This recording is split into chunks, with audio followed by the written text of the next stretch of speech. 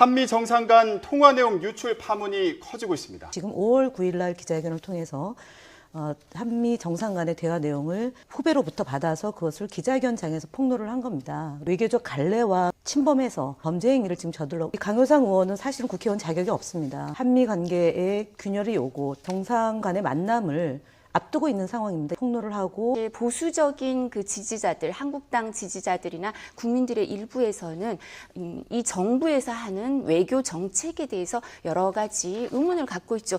국회의원이면 여기에서 여러 가지 제보를 받을 수도 있고 정보를 수집할 수도 있고 그래서 그 부분을 가지고 상임위에서 질문을 할 수도 있고요. 기자회견을 할 수도 있죠. 법률적으로 책임져야 할 사실이 있다면 그건 알아서 수사기관과 사법기관에서 알아서 할 일이고요. 지금 말씀에 그러니까 지금 그 강효상 의원의 이 기밀 누설을 검찰이 수사할 내용이다라는 선으로 얘기했는데 이것은 엄격하게 3급 기밀에 해당되는 내용을 외교관을 통해서 카톡 메신저를 통해서 받아가지고 폭로한 겁니다. 그래서 이 문제에 대해서 어떻게 생각하는지에 대한 얘기는 전혀 안 하고 실질적으로 그게 비밀이어야 해요. 그래서 국민들이 일정 부분 알고 있거나 알려져 있는 사실이면 그게 거기 정보 부처에서는 뭐 기밀 이렇게 돼 있다 하더라도 객관적 구성 요건에 해당이 안 돼서 외교상 기밀이나 공무상 비밀 누설죄에 해당 안 된다는 게 확립된 판례예요. 네. 이두하 의원님이 얘기하신 거 굉장히 길게 얘기하셨는데 기밀입니다. 상급 기밀로 명시가 되어 있었고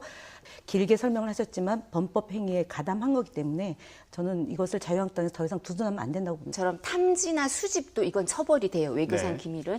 근데 이게 다 전제 조건이에요. 외교상 기밀이 돼야. 천영우 한반도 미래포럼, 그러니까 이분께서도 외교 기밀은 제대로 지킬 수 없는 나라는 문명국이 아니다라고 얘기했습니다. 그리고 반기문 총장도 지금 이 문제에 대해서 보안을 어겼다면 상급 기밀 누설에 해당된다라고 얘기했습니다. 정상 간의 대화 통화 내용은 청와대의 공식 브리핑과 그다음에 백악관의 공식 브리핑을 통해서 알려지는 내용 이외에 그 알려지지 않은 내용을 입수해서 공개하는 것 자체가 이제 기밀 누설이라고 저는 전제를 하는 거고요. 대통령이 얘기하는 것은 국익의 입장에서 한반도의 평화와 국제 질서를 안정적으로 유지하기 위해서 했던 그 말이 국월 외교라는 표현을 쓴다는 것 자체가 굉장히 정말 넌센스다라고 말씀을 드리고요. 의원직 상실에도 해당되는 겁니다. 5월 말에 트럼프 대통령의 방한 가능성에 대해서 뭐 일부 언론의 보도가 있었어요. 그럼 언론의 보도가 있으면 이건 비밀이라고 국가 기밀, 외교상 처벌되는 기밀이라고 보호되기가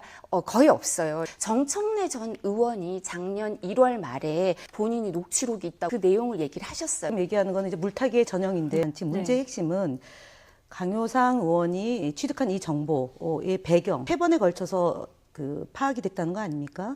빨대를 동원해가지고 국익에 훼손되는 행위를 했다는 점에서 정말 국민적 공분이 크다. 그거는 면책 조항에 해당 안 됩니다. 그러니까 상임이나 본회의나 국회에서 정상적으로 열리는 의정활동의 일환으로 열린 회의에서 발언하는 내용은 그것은 면책특권에 해당. 이분이 5월 9일 날 기자회견을 한 겁니다. 해당이 안 됩니다. 구성 요건 해당성 문제가 있기 때문에 면책특권까지 나아갈 가능성이 거의 없고요. 저는 강경화 장관이 책임지고 물러나야 된다고 생각을 합니다. 제가 바로 저런 태도 때문에 지금 문제라고 보는데 단 한마디 없이 장관 물러나라는 얘기를 어떻게 그렇게 하십니까? 죄를 지은 사람이 있습니다. 도둑을 한 사람은 묻지 않고요.